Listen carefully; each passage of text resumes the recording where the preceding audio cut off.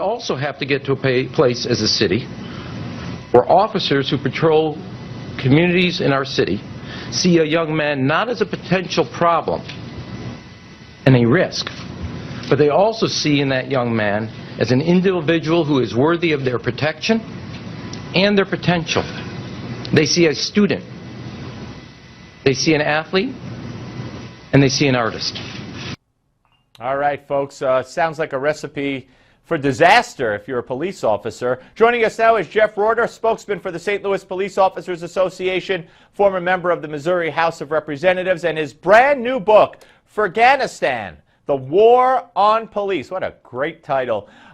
Jeff, welcome aboard, sir. Before we get to the book, I want to talk about Chicago. And sure. Earlier today, before we took to the air, the judge setting bond at $1.5 million for Officer Van Dyke in that shooting of the 17-year-old that gained such national attention over the past few days. What's your take on that? Well, I assume that was Mayor Emanuel in that clip you played. Yeah, that was. Yeah, well, I mean, listen, we just can't wish away the harsh realities of the world. You know, there are kids out there that are well armed and want to do harm to police and to the people that the police protect. And, you know, we can't hug and coddle our way out of that. We've got to roll up our sleeves and do some real hard work. Okay, what about, do you agree with the bond? Was he entitled to it? Is it too much? Should he have gotten it?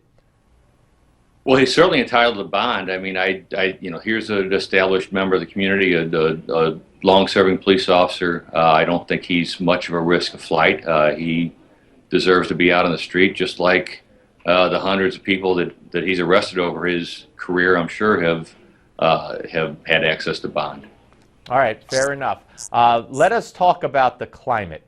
And the climate for police in this country, you know, the war on police, Ferghanistan, these are all very appropriate terms, I think, because it exists. Where are we headed?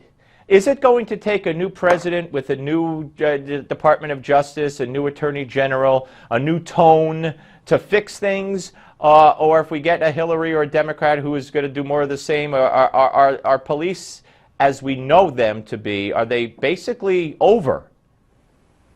Well, law enforcement changed forever on August 9th, and, you know, the cops around the country are still trying to figure out which way is up, what's expected of them.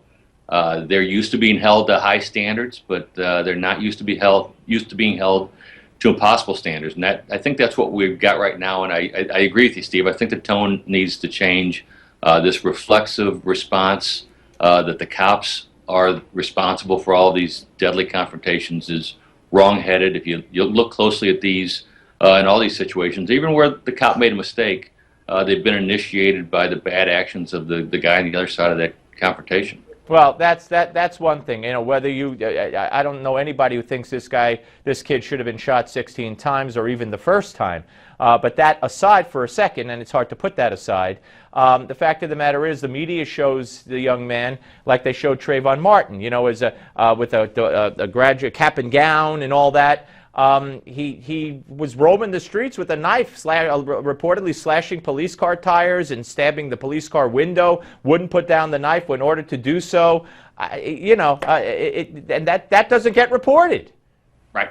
High on PCP, stomping towards the officers in the video as you see it lead up to the shooting, and keeping his hand on the other side of him. He's sort of angling around the officers that were there, sort of stomping towards them aggressively. And, you know, whether you think the officer was justified in shooting or not, I hope everybody understands what a tough spot that is for those cops to be in, and that's the same sort of tough spot that cops are in every day across America, and it's worse now than it's been in my police career. And Jeff, talking about, you know, Ferguson and your book Ferghanistan, the whole thing is a lie. I mean, the whole thing is a lie. To this day, I saw on CNN they wouldn't let a former cop call Michael Brown a thug. We don't do that here. I mean, you know, hands up, don't shoot. They still chant that. It's all made up. It sounds like you read the book already, Steve. Yeah, I mean, it was all built on a premise. You know, in the book, I called Dorian Johnson, Michael Brown's friend, Mrs. O'Leary's cow, because his lie really kicked over the lantern and started a fire that we're still trying to put out. Yeah, it is very frightening. Again, the book is folks, if you think the title is great, the book is just as great. Ferghanistan, The War on Police, and it is so important to read in this day and age. And you know, the thing you could all teach your kids, whether you're black, white, yellow, green, or purple, is obey the police. And 99.9% of these incidents won't escalate to the point where a life or death decision has to be made on the part of the police officer. Jeff, thank you, sir. Great luck with the book.